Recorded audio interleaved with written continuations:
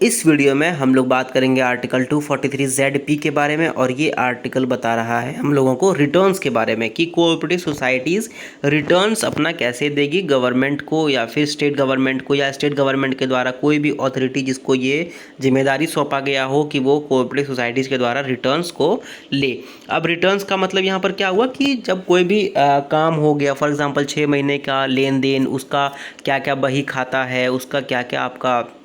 Situation है, तो वो उन सब चीज़ों को जो रिटर्न्स बोल सकते हैं यहाँ पर हम लोग इस कॉन्टेक्स्ट में। ठीक है, तो पहला प्रोविज़न ये है, पहला और आखिरी भी यही है कि हर कोऑपरेटिव सोसाइटीज़ को अपना रिटर्न्स फाइल करना पड़ेगा स्टेट गवर्नमेंट के पास, या स्टेट गवर्नमेंट के द्वारा कोई भी अथॉरिटी जिसको ये जिम्मेदारी सौंपा गया हो कि वो कोऑपरेटिव सोसाइटीज़ के द्वारा रिटर्न्स को अपने पास रखे या ले। ठीक है, और वो जो कोऑपरेटिव सोसाइटीज़ जो रिटर्न्स फाइल करेगा वो हर फाइनेंशियल ईयर के आखिरी 6 महीने के पहले पहले उसको फाइल करना जरूरी है। फॉर एग्जांपल अभी 2022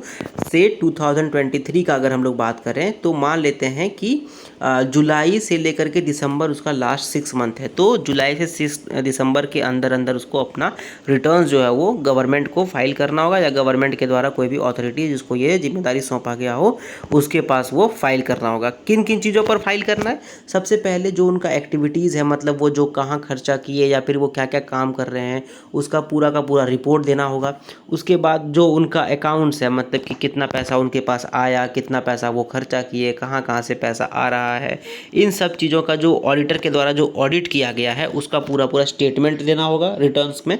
उसके बाद अगर कोऑपरेटिव सोसाइटीज़ को ये लगता है कि हाँ हमारे पास ज़्यादा पैसा है, हमारे पास सरप्लस पैसा है, हमारे पास जितना में हमारा ज़रूरत है उससे ज़्यादा हमारे पास सरप्लस है, हमारे पास ज़्यादा पैसा है, तो उस पैसे को हम लोग कैसे डिस्पोज करेंगे, उसको पैसे हम लोग खर्चा करेंगे, उन सब चीज़ों को कोऑपरेटिव सोसाइटीज़ के द्वारा जो जनरल बॉडी है उसके द्वारा अप्रूव किया जाएगा और फिर वो रिटर्न्स में गवर्नमेंट के पास भेजा जाएगा। ठीक है, उसके बाद जो कोऑपरेटिव सोसाइटीज़ है अगर उसमें कोई भी अमेंडमेंट हुआ, अगर उसमें कोई भी चेंज हुआ, फॉर एग्जांपल पहले उसका 10 मेंबर का बॉडी था, अब वो कोऑपरेटिव सोसाइटी चाहता है कि हमारा 20 मेंबर का बॉडी हो जाए, तो अगर ऐसा कोई भी चेंज हुआ या कोई भी बाय लॉज में चेंज हुआ है तो वो भी रिटर्न के साथ गवर्नमेंट के पास जाएगा। ठीक है, उसके बाद कोई भी कोऑपरेटिव सोसाइटीज़ जो अपना जनरल बॉडी मीटिंग कब करना चाहता है, उसका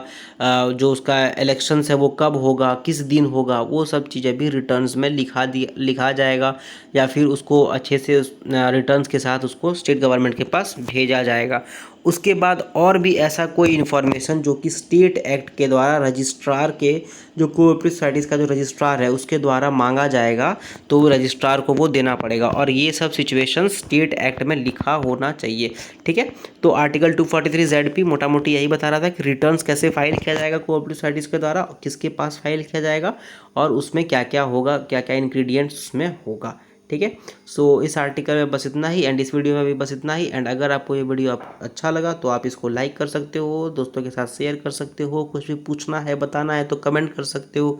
एंड इस चैनल को सब्सक्राइब कर सकते हो। Thank you very much.